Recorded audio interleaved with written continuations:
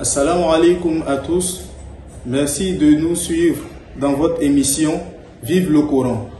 Aujourd'hui, je vais vous réciter le verset 2 de la sourate 8 Al-Anfal et ensemble, nous allons en tirer quelques enseignements.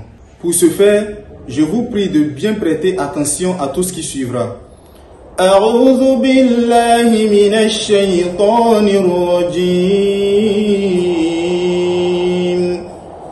إنما المؤمنون الذين إذا ذكر الله وجلت قلوبهم وإذا تليت عليهم آياته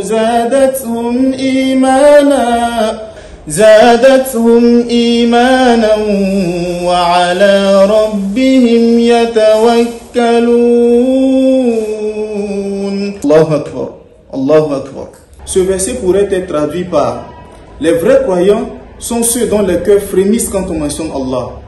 Et lorsque ces versets leur sont récités, cela ne fait qu'accroître leur foi et ils placent leur confiance en leur Seigneur. Ce verset regorge plusieurs enseignements, mais nous allons en citer que 3. Allah Azza wa Jal nous informe et met l'accent sur 3 grandes qualités des hommes pieux, des croyants. Nous devons prendre en considération toutes ces qualités et chercher à les acquérir afin de bénéficier de ces privilèges.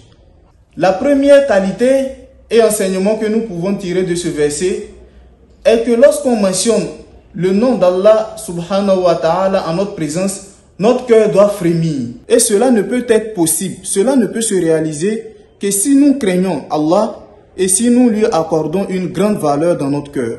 La deuxième grande qualité et enseignement est que lorsqu'on nous récite les versets coraniques, cela doit augmenter notre foi. Et pour atteindre cet objectif, nous devons méditer sur les versets coraniques et les mettre en pratique. La troisième qualité et dernier enseignement qu'on peut tirer de ce verset est qu'on doit s'en remettre à Allah subhanahu wa ta'ala totalement.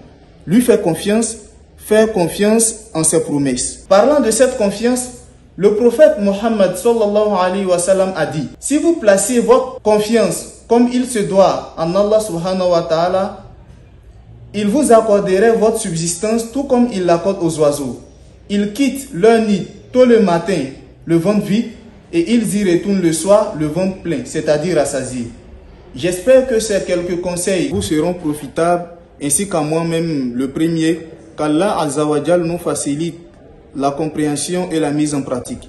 Merci d'avoir suivi et n'hésitez pas à partager avec nous en commentaire vos leçons personnelles que vous tirez de ce verset. Si vous n'êtes pas encore abonné à notre chaîne, faites-le pour profiter de nos contenus. Assalamu alaikum et on se dit à bientôt pour une nouvelle vidéo.